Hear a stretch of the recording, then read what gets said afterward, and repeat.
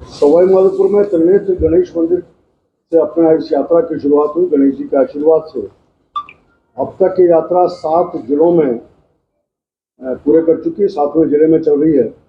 कुल मिलाकर 28 आमसभा इसमें हुई है। 453 कुल ऐसे स्वागत के कार्यक्रम, लगभग 190 के आसपास स्वागत सभाएं और 28 सभाएं इसमें अब तक इस कार्यक्रम के दौरान इसमें हुई हैं। मैं कह सकता हूँ जिस उद्देश्य को लेकर के परिवर्तन संकल्प यात्रा राजस्थान में शुरू हुई थी, वो सफलता के सोपानों को प्राप्त कर रही है। सफलता तो मैं कहूँगा चुनाव के परिणाम के साथ, लेकिन जो कल्पना थी उस हिसाब से जनता का समर्थन जबरदस्त मिल रहा है। आज समाज के हर वर्ग के लोग इस राजस्थान सरकार के 5 साल के कामों से त्रस्त होकर के और भारतीय जनता पार्टी के प्रति विश्वास प्रकट करने के लिए इस यात्रा का अलग अलग रूप से समर्थन करने के लिए आ रहे हैं। मैं 2-3 विषय प्रदेश से जुड़े हुए यहाँ बोलूँगा, फिर माननीय निरंजन ज्योति जी आपके सामने अपने विषय को रखेंगे। एक तो आज राजस्थान में पेट्रोल पंपों की हड़ताल है और उनकी मांग है कि वैट कम किया जाए। हम लंबे समय से कह रहे हैं कि देश का सबसे महंगा पेट्रोल, सबसे महंगा डीजल राजस्थान में है, जहाँ प्रधानमंत्री जी ने अलग अलग समय पर अपने टैक्स में कमी करके देश के लोगों को राहत दी है। वहीं राजस्थान के मुख्यमंत्री जी से बार बार मांग करने के बाद भी वैट की कटौती नहीं हो रही और इसके कारण से हमारे दोनों तरफ नुकसान हो रहा है। एक तो हम सबसे महंगा पेट्रोल डीजल दे रहे हैं, दूसरा जो बॉर्डर डिस्ट्रिक्ट्स हैं, बॉर्डर डिस्ट्रिक्ट्स में कई पंप हमारे बंद हो गए क्योंकि नियर बाई स्टेट्स में पेट्रोल और डीजल बहुत सस्ता है। इस कारण से उसका इफेक्ट राजस्थान के ऊपर भी आता है। आज नेशनल इन्फ्लेशन इंडेक्स ने अपना आज स्टेटस जारी किया है। उसमें दिया है कि देश का सबसे ज़्यादा महंगाई 8.6% राजस्थान में है और ये सेंट्रल इंडेक्स से 2% ज़्यादा है। तो बार बार जो मुख्यमंत्री जी कहते हैं कि महंगाई के विषय को लेकर के आज राजस्थान में महंगाई सबसे ज़्यादा है देश में, और उसका बड़ा कारण भी पेट्रोल और डीजल की कीमतों में बढ़ोतरी है। नेशनल इंडेक्स से मैं कहता हूँ कि 2% ज़्यादा है राजस्थान में।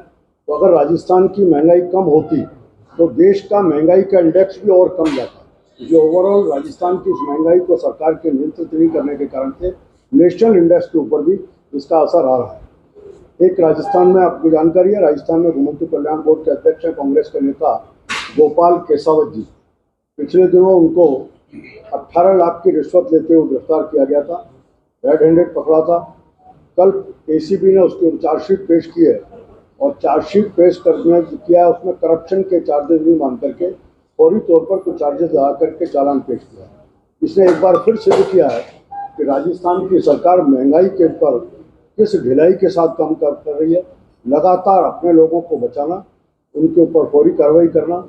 एसीबी में बड़ी बड़ी कार्रवाई करती है एसीबी, उसके बाद भी प्रोसिक्यूशन की सेंक्शन नहीं देना। ये राजस्थान को, हम बार बार कहते हैं कि राजस्थान में महंगाई सबसे, भ्रष्टाचार सबसे ज़्यादा है। ये भ्रष्टाचार को सरकारी प्रोटेक्शन में भ्रष्टाचार, इसका एक प्रमाण इसमें से निकल करके आता है। कोटा में कल चंबल रिवर फ्रंट का एक कार्यक्रम हुआ। इसके ऊपर जुलाई के महीने में सेंट्रल पार्लियामेंट एनवायरमेंट मिनिस्ट्री ने अपना एक लेटर जारी किया था। उसमें पहले ही कहा था कि जो रिवर फ्रंट है, जिस तरह के वाइल्ड लाइफ सोसाइटी एक्ट बना हुआ है, उसके जो प्रोविजंस हैं उनका इसमें वायलेशन किया जा रहा है। उसके लिए प्रोविजन है कि पहले सेंट्रल से परमिशन लेनी चाहिए, परमिशन नहीं ली। सुप्रीम कोर्ट के भी इसके ऊपर जजमेंट्स हैं, उन जजमेंट्स का भी वायलेशन है। इन सब का रेफरेंस देते हुए एनवायरमेंट मिनिस्ट्री ने पिछले दिनों एक लेटर जारी किया था और राजस्थान सरकार ने पूरी तरह से उसकी अनदेखी करते हुए सारे कानूनों का नज़रअंदाज करके वहाँ रिवर फ्रंट बनाया। इसका परिणाम ये होने वाला है कि हमें कुछ दिन पहले सुप्रीम कोर्ट ने कुछ जगह तोड़ने का आदेश दिया है। मैं नहीं कह सकता क्या इसमें स्थिति बनेगी, लेकिन राजस्थान सरकार लगातार कानूनों का उल्लंघन करते हुए इस तरह के कार्यक्रमों को करने का काम कर रही है। मैं ये जो एनवायरमेंट मिनिस्ट्री का लेटर है वो भी आपको हम सर्कुलेट कर देंगे प्रेस के बाद। 2 पर्चे है आपको कराऊंगा। श्रीमती साध्वी निरंजना ज्योति जी अपने सांसद हैं और केंद्र में food and civil supply ministry का आप राज्य मंत्री के नाते काम देखती हैं। दूसरे सुरेंद्र नागर जी कल से इस यात्रा में चाक्षुष हमारे साथ चल रहे हैं। कल दिन भर साथ रहे, आज भी साथ रहेंगे। साध्वी निरंजन ज्योति जी आज दिन भर हमारे साथ रहने वाली है, कल भी इस यात्रा में साथ रहेंगे। मैं साध्वी जी से आग्रह करूँगा कि अपने विषय पर पूरा उत्तर करें। सबसे पहले तो मैं राजस्थान की वीर भूमि को प्रणाम करती हूँ।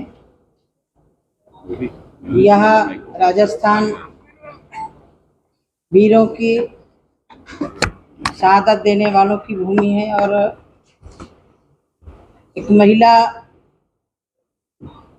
जिन्होंने समाज में कुरीतियों को तोड़ने के लिए, मीरा जी का नाम सबने आपके प्रदेश की ही है, एक गुरु परंपरा का निर्वहन करते हुए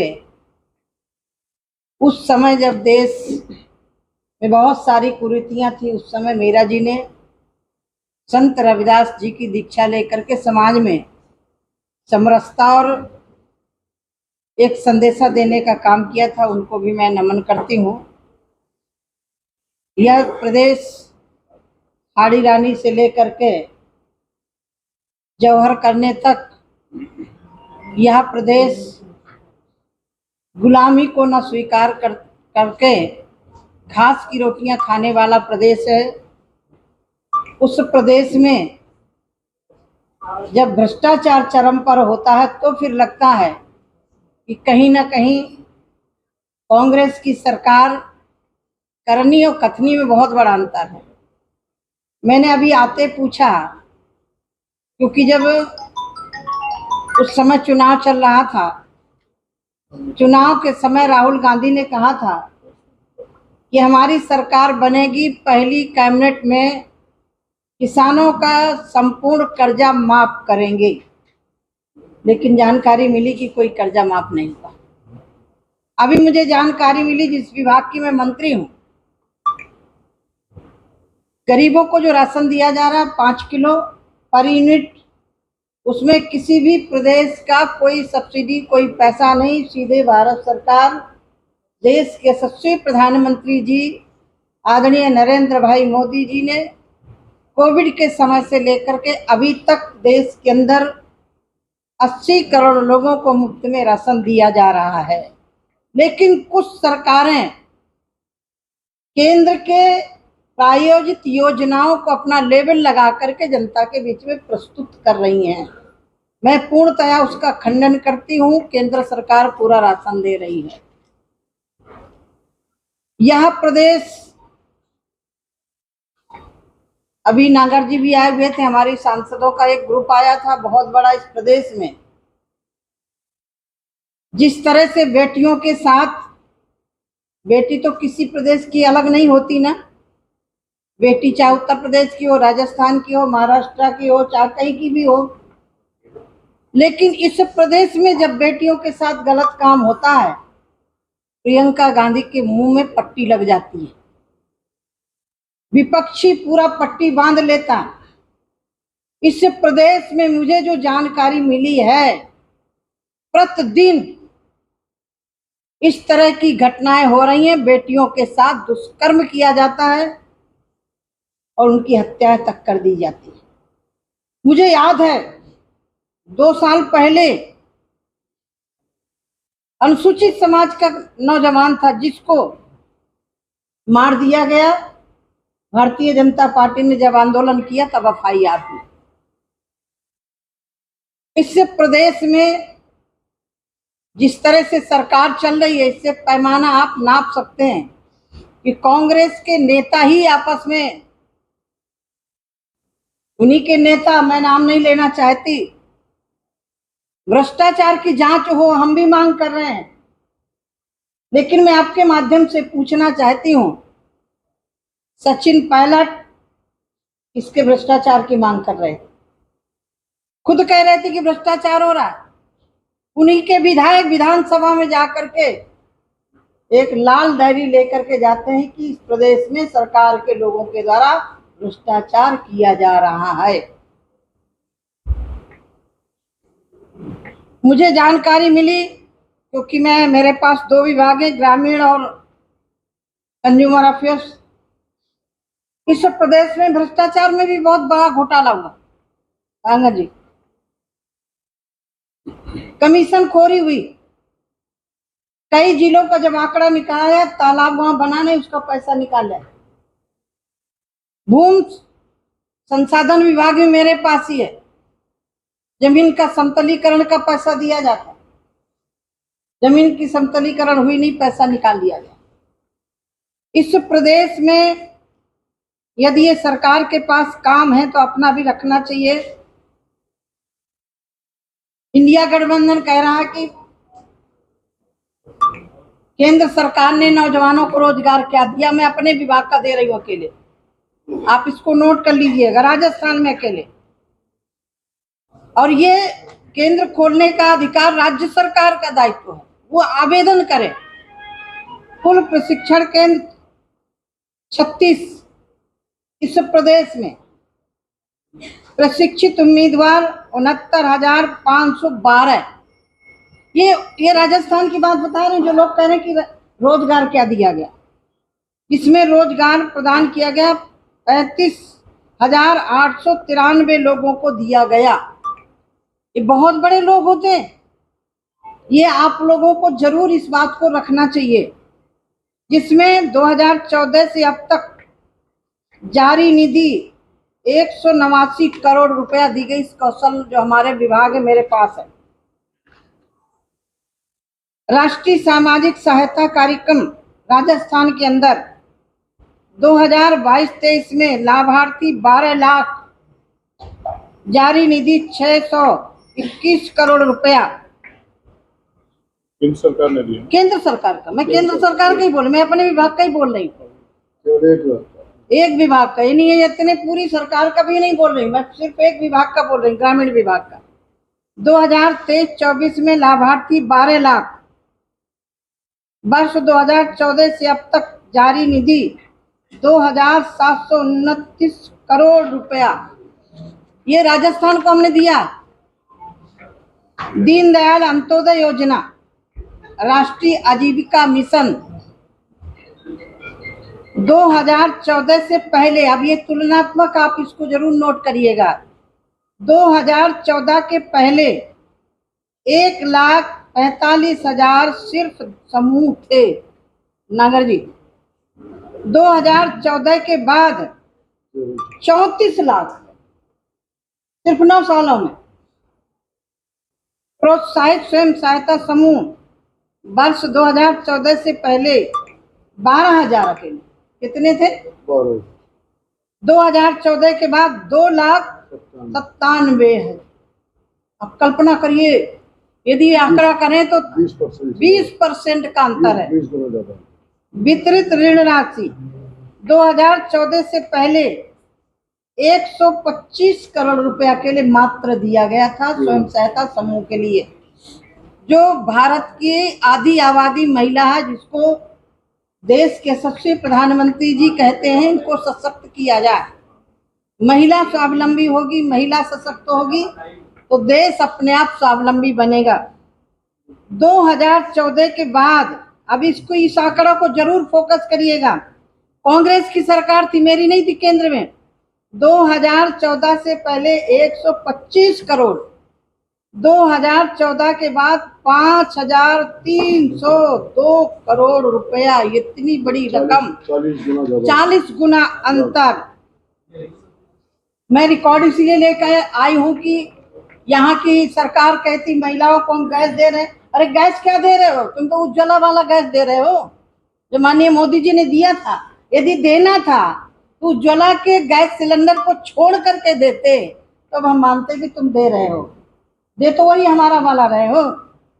दीनदयाल अंत्योदय योजना, आजीविका मिशन, इसमें भी मुझे लग रहा है कि मैं पूरा तुलनात्मक लेकर के आई हूँ। यदि इसकी फोटो कॉपी करके आप दे देंगे तो मुझे अच्छा रहेगा।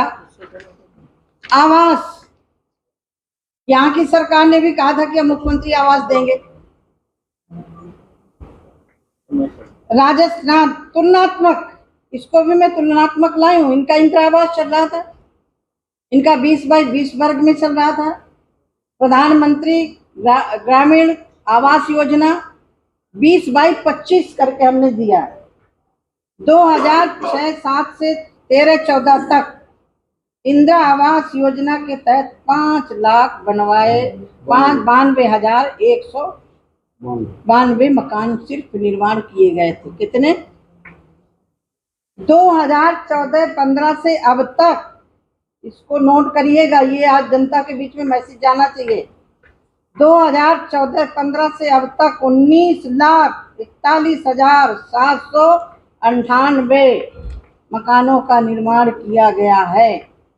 2006 से 13-14 तक इंदिरा आवास योजना के तहत 1,943 करोड़ रुपए जारी किया गया। 70,000 देते थे वो लोग। 2014-15 से अब तक 13,524 करोड़ रुपया जारी किया गया है, ये गरीबों के लिए, आवास के लिए।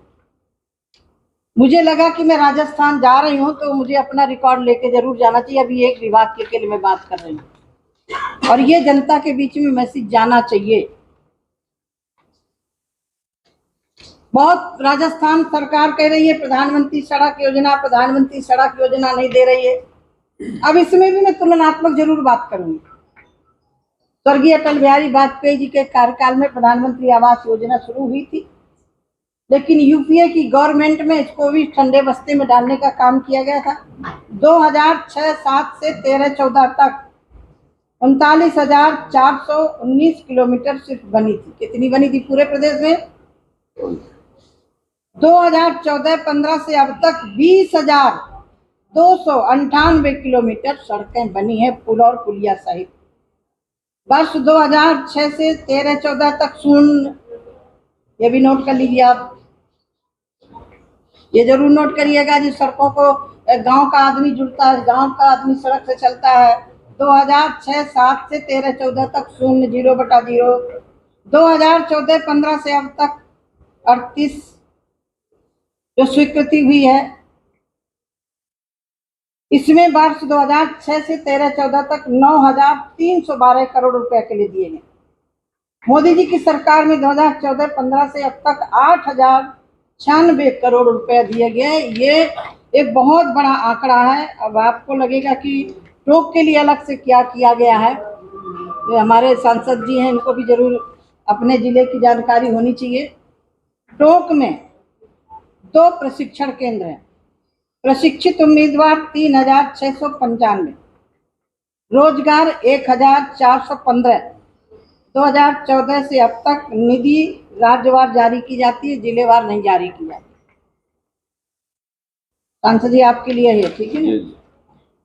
इस जिले में ग्रामीण स्वरोजगार प्रशिक्षण संस्थान प्रगति अब तक कुल प्रशिक्षण संस्थान 1, प्रशिक्षित उम्मीदवार 6,146, निधि रिलीज राज्यवार की जाती है।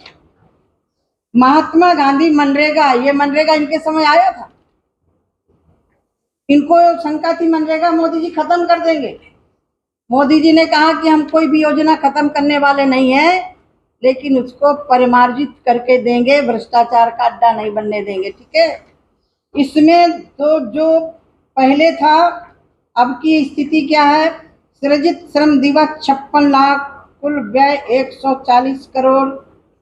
सृजित श्रम दिवस 29 लाख, कुल व्यय 63 करोड़ रुपया मनरेगा के तहत। लेकिन हम यहाँ अमृत सरोवर बने कि नहीं बने तो जयपुरिया जी बता सकते। तुलनात्मक जरूर मैं करना चाहूंगी इस जिले के लिए भी। पंडित दीनदयाल अंत्योदय योजना, राष्ट्रीय ग्रामीण आजीविका मिशन, कांग्रेस की सरकार केंद्र में थी, कांग्रेस की सरकार यहाँ भी थी। वर्ष 2011-12 से 13-14 तक 5,500 के लिए महिलाएं थी। कितनी थी जिले में? अब कितना है? 15-14 से अब तक 66,800। महिलाओं को सशक्तिकरण कैसे किया जा सकता है, ये मोदी जी से सीखना। एक जिले में अकेले प्रोत्साहित स्वयं सहायता समूह, वर्ष 2011-12 से 13-14 तक 508 अकेले थी। मैं आवास की भी जरूर आपको इस जिले में जानकारी देना चाहती हूँ, क्योंकि बहुत सारे प्रदेश ऐसे हैं आवास में भी बहुत बड़ा घोटाला किया है। किसी ने बंगलो आवास लिया, किसी ने कुछ आवास लिख दिया। आवास है स्वीकृत 50,271, और ये मेरी सूची के आधार पर नहीं है, 2000 जनगणना में हुई थी। 2000 जब जनगणना हुई है, केंद्र में कांग्रेस की सरकार थी। यदि गरीब छूटा है तो मेरे कारण नहीं छूटा, मेरे मोदी जी के कारण नहीं छूटा है। लेकिन जो भी थी सूची, उसमें से 50,000 इस जिले में अकेले 50,271 निर्मित आवास, 49,540 आवास निर्मित हुए हैं। इसमें से खाद्य सुरक्षा के अंतर्गत जिले में जो सूची है उसको हम दे रहे हैं। मैं अभिनंदन करती हूं देश के यशस्वी प्रधानमंत्री जी का। जिस तरह से देश के अंदर कोविड जैसी महामारी आई थी, यह देश की बागडोर देश के यशस्वी प्रधानमंत्री जी के हाथ में नहीं होती। मैं गारंटी से कह सकती हूं कि जितने लोग कोविड से नहीं मरते, उससे ज्यादा भूखमरी से मरते। अभिनंदन है देश के यशस्वी प्रधानमंत्री जी का, जिन्होंने गरीब का चूल्हा नहीं बुझने दिया, गरीब को भूखों नहीं मरने दिया, वैक्सीन दे करके बचाया। आज मेरे पास दूसरा विभाग है। देश को तेल के क्षेत्र में भी आत्मनिर्भर होना चाहिए। यूपीए की गवर्नमेंट में एथेनॉल के क्षेत्र में 1.5% अकेले हो रहा। नागा जी, ये बहुत बड़ा आंकड़ा है, सिर्फ 1.5%। आज माननीय प्रधानमंत्री जी के नेतृत्व में उपभोक्ता विभाग ने 10% को पार कर दिया और हमारा लक्ष्य है कि हम 2026 तक 20% ले जाएंगे, जिससे हम तेल में भी आत्मनिर्भर हों।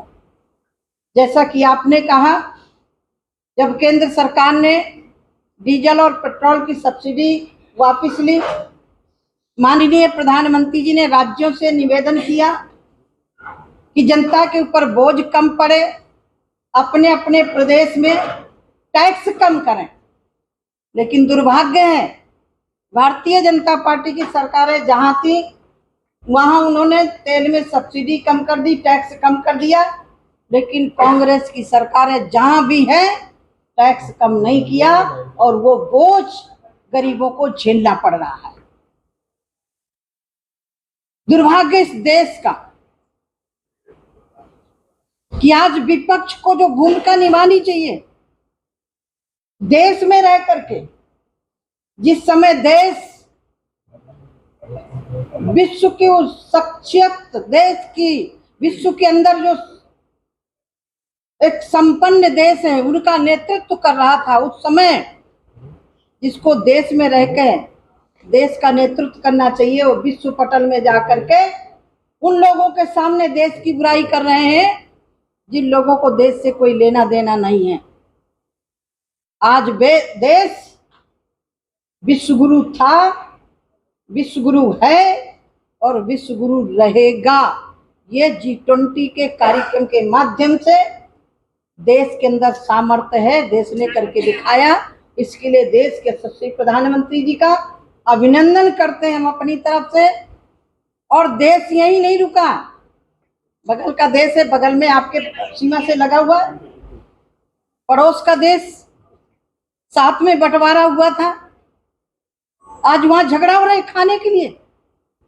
मैं नहीं कह रही, मीडिया ने पूछा पाकिस्तान वालों से, भाई भारत तो चंद्रयान की यात्रा करके पहुंच गया। वहां के लोगों ने मजाक में कहा कि हम वो भारत चंद्रमा में पहुंचा, हमारे झंडे में चांद है। मतलब उनका ये कहने का था कि एक साथ भारत पाकिस्तान का बंटवारा हुआ, हम कहाँ और भारत कहाँ पहुंच गया। और ये ताकत सिर्फ भारतीय जनता पार्टी के नहीं, देश की जनता की ताकत है, आप सब लोगों की ताकत है। आप सबकी ताकत के बल पर देश आगे बढ़ रहा है। मैं आपके बीच में आई हूँ, जो भी आपको और अन्य सवाल पूछना हो तो आप पूछ सकते हैं। सब पार्टी मैं सब आपको पूरे जो प्रश्न पूछा जवाब में कल मैं पूरे सुबह से पूरी यात्रा में शुरू साथ चल रहा हूँ, टोंक में भी और सभी हम 7 जिलों में ऊपर चाहें। पार्टी पूरी सब जगह एकमुखी है, टोंक में भी। जितने भी पार्टी के पूर्व अध्यक्ष रहे, पार्टी के कार्यकर्ता रहे, पूर्व विधायक, वर्तमान विधायक, सब मिलजुल करके पार्टी की इस परिवर्तन संकल्प यात्रा को सफल बनाने में और आगे हमारी सरकार बने, इस पर ये निरंतर सरकार जाए इसमें। आप 1 साल की बात कर रहे हो? 1 साल से वही तो अरे 1-1.5 साल से योजना शुरू हुई है। ना ये देखिए, जब तक पूरी जानकारी नहीं हो, नहीं हम जानकारी करेंगे, लेकिन ये पीएमओ को यदि आप मैडम सुनिए, 1 साल का मतलब 1 साल ही नहीं होता है कि आप लोग बात को पकड़ लें। अच्छा, अभी दिल्ली के अंदर पवन खेड़ा ने नरेंद्र मोदी जी के नेतृत्व में 9 वर्ष हमारी सरकार को पूरे 9 से ज्यादा वर्ष तो समय हो गया। हमारी जो पॉलिसी है नरेंद्र मोदी जी की सरकार की, वो 0 टॉलरेंस है करप्शन पॉलिसी।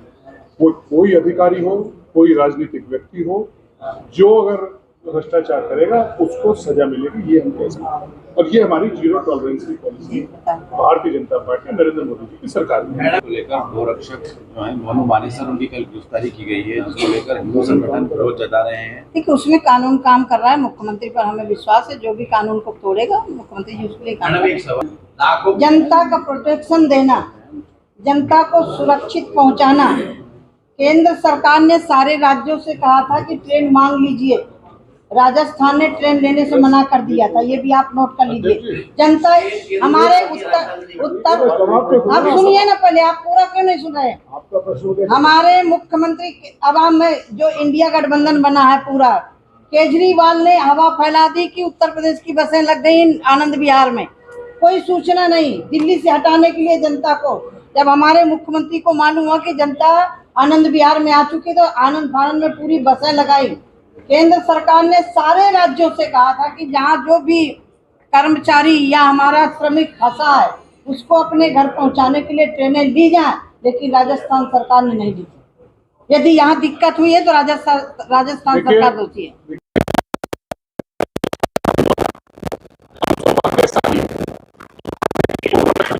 वो दुखद है, लेकिन हम सौभाग्यशाली हैं कि भूख के कारण इस देश में एक भी व्यक्ति की मृत्यु नहीं हुई है। ये सुनिश्चित करने का काम जो गरीबों को मुफ्त अनाज देकर किसी ने किया, वो नरेंद्र मोदी जी की सरकार ने। माननीय गलत बात, माननीय प्रधानमंत्री जी और गृह मंत्री जी 1-1.5 घंटा तक विपक्ष जब कह रहा था कि चर्चा के लिए तैयार है, तो भारतीय जनता पार्टी की सरकार ने चर्चा के लिए कहा हम तैयार हैं। दुर्भाग्य है, जो लोग चर्चा मांग रहे थे, ना तो प्रधानमंत्री जी का सुने और ना गृह मंत्री का सुने, वॉकआउट करके चले गए। तो ये जो इंडिया गठबंधन है, क्या यदि मणिपुर पर बोल सकते हैं तो राजस्थान पर प्रियंका को बोलना चाहिए कि नहीं बोलना चाहिए? राहुल गांधी को बोलना चाहिए कि नहीं बोलना चाहिए? पश्चिम बंगाल की मैं प्रभारी हूँ 4 लोकसभाओं की, आज दिन वहाँ हत्याएं हो रही हैं, आए दिन महिलाओं को उठा करके उनके साथ रहे। कोई विपक्ष बोल रहा है, हम तो बोल रहे हैं, हम स्वीकार कर रहे हैं। माननीय प्रधानमंत्री जी ने स्वीकार किया, माननीय प्रधानमंत्री जी ने कहा कि गलत हुआ। कहीं भी कोई घटना होती है हम उसको अच्छा नहीं मानते किसी भी प्रदेश।